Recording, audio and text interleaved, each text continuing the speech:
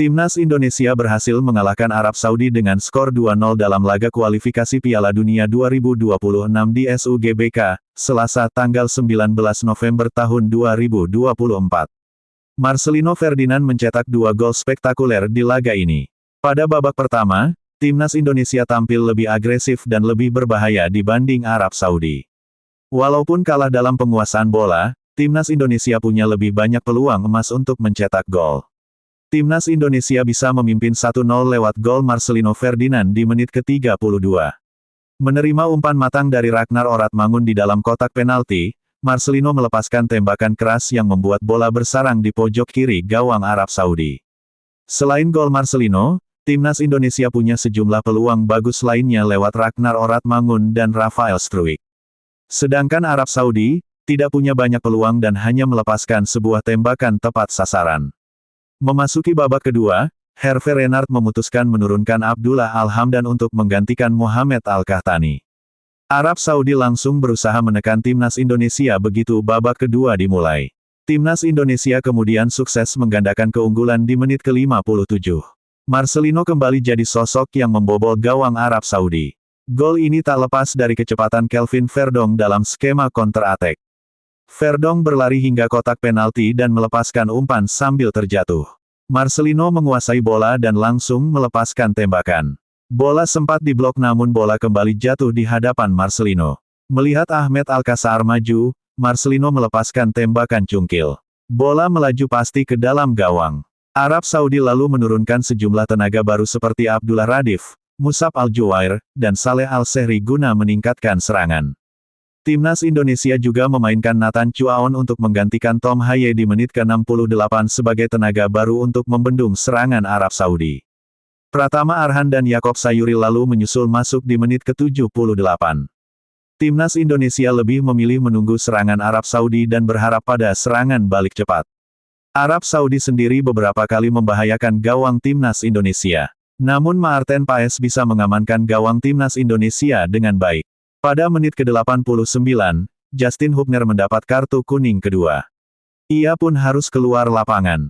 Hubner mendapat kartu kuning karena dianggap melakukan pelanggaran saat situasi di lapangan sedang panas. Situasi panas karena Ivar Jenner baru saja mendapat kartu kuning karena melakukan protes.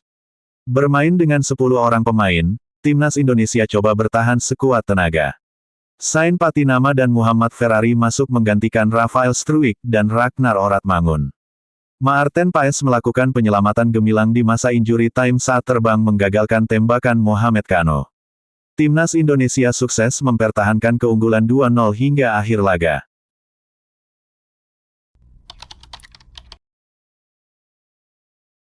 Timnas Indonesia bisa naik ke peringkat 4 klasemen grup C putaran ketiga kualifikasi Piala Dunia 2026 zona Asia usai melawan Arab Saudi dengan syarat begini. Malam ini, skuad Garuda akan menjamu The Green Falcons di Stadion Utama Gelora Bung Karno SUGBK Jakarta, pada Selasa tanggal 19 November tahun 2024 pukul 19 waktu Indonesia Barat. Dalam laga sebelumnya, Timnas Indonesia harus puas menelan kekalahan telak dari Jepang dengan skor 0-4 pada Jumat, tanggal 15 November tahun 2024 lalu di SUGBK. Akibatnya, Timnas Indonesia harus tertahan di peringkat ke-6 alias dasar klasemen sementara grup C dengan baru mengemas 3 angka. Nantinya, 2 tim teratas di putaran ketiga ini berhak lolos otomatis ke putaran final Piala Dunia 2026. Sedangkan tim peringkat ketiga dan keempat masih bisa lanjut ke putaran keempat. Secara realistis, Timnas Indonesia ditargetkan untuk finish di 4 besar untuk bisa lolos ke putaran keempat dalam memperebutkan tiket tersisa ke putaran final.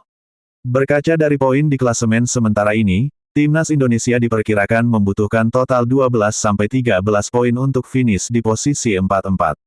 Adapun, Timnas Indonesia bisa naik ke peringkat 4 klasemen grup C putaran ketiga kualifikasi Piala Dunia 2026 zona Asia usai melawan Arab Saudi.